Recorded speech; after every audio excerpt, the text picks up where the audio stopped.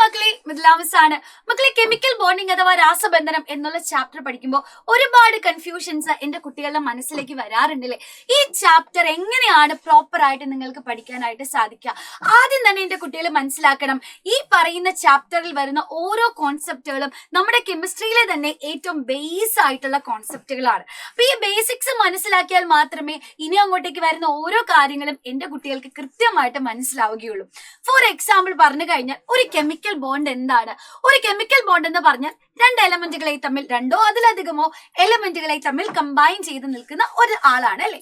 ഒരു chemical bond നമ്മൾ എന്തിനു വേണ്ടിയിട്ടാണ് ഫോം ചെയ്യുന്നതെന്ന് മനസ്സിലാക്കണം മക്കളെ. നമ്മുടെ ഭൂമിയിലുള്ള എല്ലാ എലമെന്റുകളും കെമിക്കൽ ബോണ്ടുകൾ ഫോം ചെയ്യുന്നത് ഒക്ടറ്റ് പൂർത്തിയാക്കാൻ, അഷ്ടകം പൂർത്തിയാക്കി സ്റ്റെബിലിറ്റി കിട്ടാൻ വേണ്ടിയിട്ടാണ്. അപ്പൊ സ്ഥിരത കൈവരിക്കാൻ വേണ്ടിയിട്ടാണ് പലതരത്തിലുള്ള സംയുക്തങ്ങളൊക്കെ എല്ലാവരും ഫോം ചെയ്യുന്നത് എന്ന് നമുക്ക് പറയാം. ഇങ്ങനെ ഉണ്ടാവുന്ന കെമിക്കൽ ബോണ്ടുകൾ എത്ര തരമാണ്? അയോണിക് ബോണ്ടുമുണ്ട്, കൊവാലന്റ് ബോണ്ടുമുണ്ട്. അയോണിക് ബോണ്ട് എന്ന് പറഞ്ഞാൽ എന്റെ കയ്യിലുള്ള ഇലക്ട്രോണിനെ ഞാൻ നിങ്ങൾക്ക് തരുന്നു, കംപ്ലീറ്റ് ആയിട്ട് നിങ്ങൾ എടുത്തുകൊണ്ട് പോയി. അപ്പൊ എന്റെ കയ്യിൽ നിന്ന് ഇലക്ട്രോൺ നഷ്ടപ്പെട്ടപ്പോ എനിക്കൊരു പോസിറ്റീവ് ചാർജ് വന്നു, എന്റെ കുട്ടികളുടെ കയ്യിലേക്ക് ഇലക്ട്രോൺസിനെ കിട്ടി, നിങ്ങൾക്കൊരു നെഗറ്റീവ് ചാർജ് വന്നു അല്ലെ. അങ്ങനെ ഒരു ചാർജ് സെപ്പറേഷൻ വന്നു.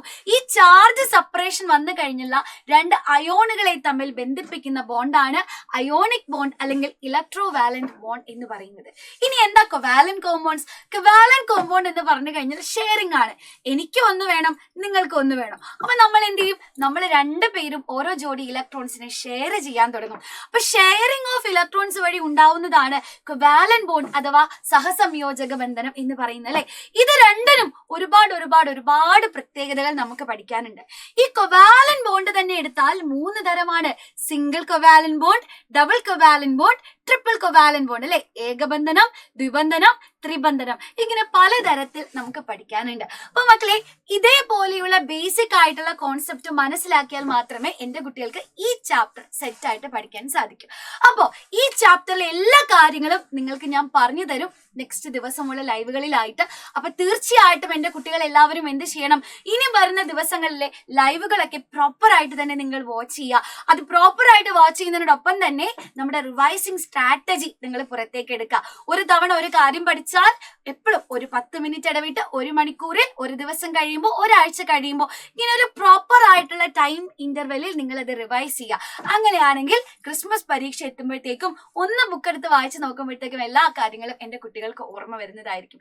സോ മക്കളെ, ഒരുപാട് ഒരുപാട് ഒരുപാട് കാര്യങ്ങൾ നിങ്ങൾക്ക് പറഞ്ഞു തരാനുണ്ട്. ഇതൊക്കെ വരും ദിവസങ്ങളിലെ ലൈവുകളിൽ നമ്മൾ ഡിസ്കസ് ചെയ്യുന്നതായിരിക്കും.